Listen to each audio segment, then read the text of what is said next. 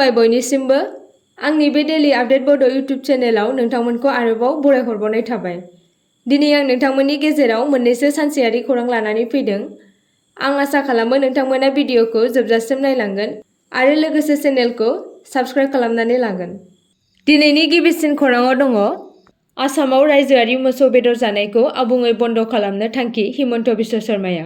सोलिबाय थानाय मोसौ संरैखाथि आयेनखौ गोख्रों खालामनो थाखाय आसाम केबिनेटआ थांनाय समबाराव गासै रायजोआव मोसौ बेदर जानायखौ आबुं होबथानो मोनसे गिदिर थिरांथा फोसावदों, जेराव हटेल, रेस्टुरेन्टफोर आरो समाजारि जथुमफोराव मोसौ बेदर जाहोनायखौ होबथानायबो थांखि लादों। आसामनि गिबि मन्थ्रि हिमन्त बिश्व शर्माया दिनै केबिनेट जथुमानि उनाव दिल्लीनिफ्राय खौरां बिजोंखौ बिबुंथि होनानै बेखौबो फोसावदोंमोन। गिबि मन्थ्रि हिमन्त बिश्व शर्मानि फोसावनाय बायदिब्ला दिनैनिफ्राय रायजो नाङैनो हटेल, रेस्टुरेन्टफोर आरो समाजारि जथुमफोराव मोसौ बेदर जाहोनायखौ बन्द खालामनाय जागोन। बिथाङा बेखौबो नोजोर होदोंमोन दि केबिनेटआव सावरायनायनि समाव कंग्रेस दैदेनगिरि भुपेन बरा आरो रकिबुल हुसैननि बिबुंथिफोरखौ बिजिरदोंमोन। हिमन्त बिश्व शर्माया बुंदों दि दिनै केबिनेट जथुमाव जों कंग्रेस दैदेनगिरि भुपेन बरा आरो रकिबुल हुसैननि बिबुंथिफोरखौ मोजाङै बिजिरदों।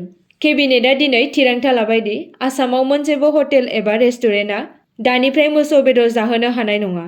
बेजों लोगोसे समाजारि जथुमफोरावबो मोसौ बेदर जाहोनो मोना। बेनि ओंथिया बेनो दि दिनैनिफ्राय रायजोआरि महरै मोसौ बेदर जानायखौ होबथानाय जादों। जों बे गोदान राहाखौ थाबैनो आयेनाव सोफादेरगोन होनना गिबि मन्थ्रिया बुंबावो। नैथि खौराङाव दङ आसामआ सावस्रि जोथोनखौ जौगाहोनो थाखाय 2529 कौटि रांनि हेफाजाब बिथांखि जागायदों। सिबिथाय होनाय सोलायनायनि थाखाय आसाम रायजो गेजेरारि सावस्रि जोथोन हाबाफारि एबा एसिसखौ आसामआ 2529.17 कौटि रांनि मावथांखि खरसाजों जागायदों। बे सोलायनाय बिथांखिया गोदान देहा फाहामसालि लुनाय आरो थाखानाय देहा फाहामसालिफोरखौ जौगाहोफिननायनि गेजेरजों रायजोनि सावस्रि जोथोन बिथायारि सानज'थायखौ जौगाहोनो थांगासिनो दङ। एसिस बिथांखिनि सिङाव 10टा जिल्लायाव देहा फाहामसालिफोर गायसननाय जादों, जाय रायजोनि सावस्रि जोथोननि बिथायारि सानज'थायाव 1150 बिसना एबा हस्पिटाल बेड दाजाबदेरदों। गोदान सुबिदाफोरनि गेजेराव कलियाबरआव 150 बिसना गोनां देहा फाहामसालि आरो दुधनय, सारुक्षेत्री, कालियापानी आरो बजालियाव 100टा बिसना गोनां देहा फाहामसालिफोरजों लोगोसे डिब्रुगड़आव 200टा बिसना गोनां देहा फाहामसालि दङ। गोदान देहा फाहामसालिफोरनि अनगायैबो गं 25 गुबुन देहा फाहामसालिफोरखौ जौगाहोफिननाय जागोन। बे हाबाफारिनि थांखिया सरासनस्रायै नैथि जोथोननि बांसिन सौहैनायखौ रोखा खालामनाय, नाथाय जर'खायै सिबिथाय गैयै गामियारि आरो खावसे नोगोरारि ओनसोलफोराव बिथायारि सानज'थाय आरो सिबिथाय होनायखौ बांहोनाय। एसिसआ गुबुन गुबुन खुंथायारि थाखोफोराव खामानिफोरखौ मोजाङै खालामनाय, गोदान मुगानि सावस्रि सिबिथाय मोन थाखोखौ लाखिनो थाखाय बिथायारि सानज'थायखौ जौगाहोनाय आरो गोनांथार सिबिथायफोरा गोग्लैसोनाय हारिफोरसिम सौहैनायखौ रोखा खालामनाय। गिबि मन्थ्रिया बुंदोंमोन दि गोदान बिथांखि एसिसआ सावस्रि जोथोन होनायनि फारागथिखौ सुफुंनायाव मदद होगोन आरो गामियारि आरो खावसे नोगोरारि ओनसोलफोराव सिबिथायफोरखौ बांहोगोन।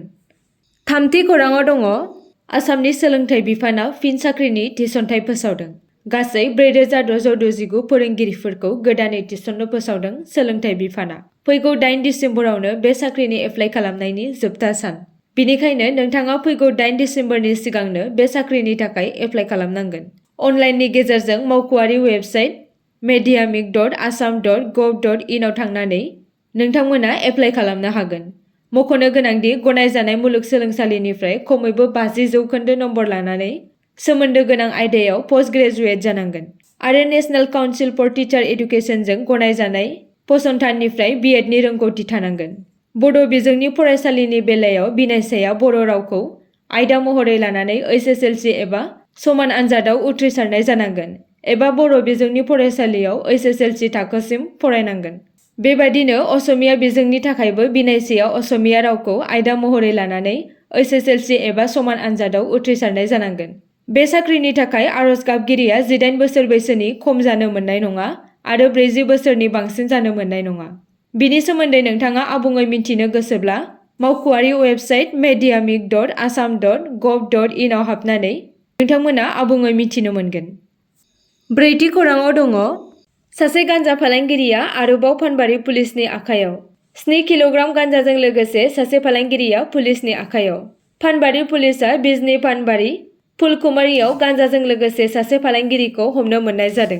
बिजनी थानानि सिङाव थानाय फानबारि फुलकुमारि गामियाव फानबारि पुलिस थानानि बिबानगिरि बिपुल बिश्वासनि दैदेननायाव 15 नं बेटेलियन एसएसबि जथाय खालामनाय मोनसे अपारेशनाव आयेन बेरेखा गान्जाजों लोगोसे फालांगिरिखौबो हमनो हायो। मख'नो गोनांदि बे हमजानाय आयेन बेरेखा गान्जानि बिबांखौ 7 किल'ग्राम होनना मिन्थिनो मोन्दों आरो मिन्थिनो मोनबावनाय बायदिब्ला हमजानाय आयेन बेरेखा फालांगिरिखौ 52 बोसोर बैसोनि रनजित रय होनना मिन्थिनो मोननाय जादों। 5थि खौराङाव दङ गोदान बोसोरनि पिकनिक जानायाव सांग्रां जा। निउ इयार पार्टिखौ लानानै गोदान एसअपि लाबोदों, जेराव नोंथांमोनहा नेमखान्थिफोरखौ मानियाब्ला गिदिर खैफोदाव गोग्लैनांगोन। गोजोन आरो आब्रुथिखौ लाखिनानै गोदान बोसोरखौ रंजानो खावलायदों बजालि जिल्ला खुंथाया। थारैनो गोदान बोसोराव जौ लोंनानै गारि सालायोब्ला सांग्रां जानो खावलायदों आरो पार्टी खालामनायनि मुङाव जोबोर गोबारै गान दामनो मोननाय नङा। लोगोसे पिकनिक स्पटफोराव बेलासिनि 4:30 रिंगानि उनाव थानो मोननाय नङा।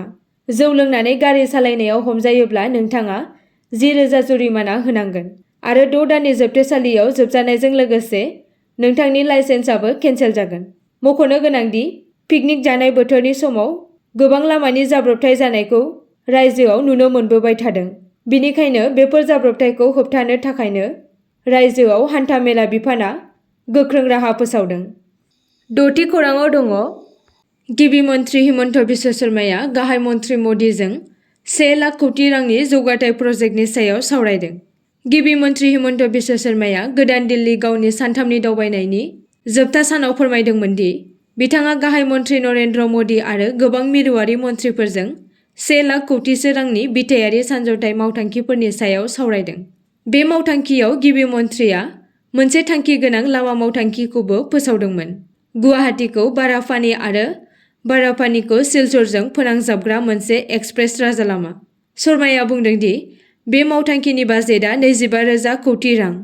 हिमन्त बिश्व शर्माया बुंबावदोंमोन दि जों मोनसे मख'जाथाव मावथांखियाव खामानि मावगासिनो दङ, जाय गुवाहाटीनिफ्राय सिलचरसिम सानसेनि गेजेरावनो दावबायनायखौ जाफुंसार खालामगोन। गुबुन मावथांखिफोरनि गुवारै फोरमायनानै शर्माया बुङो, जों बङाइगाव रिफाइनारिनि सोदांनाय गोहोखौ 5 मिलियन मेट्रिक टनसिम बांहोनायाव खामानि मावगासिनो दङ। बेजों लोगोसे नामरुप फार्टिलाइजार कम्पानिया फेहेरगोन, जायनि थाखाय जों 10,000 कौटि रां खावलायदों।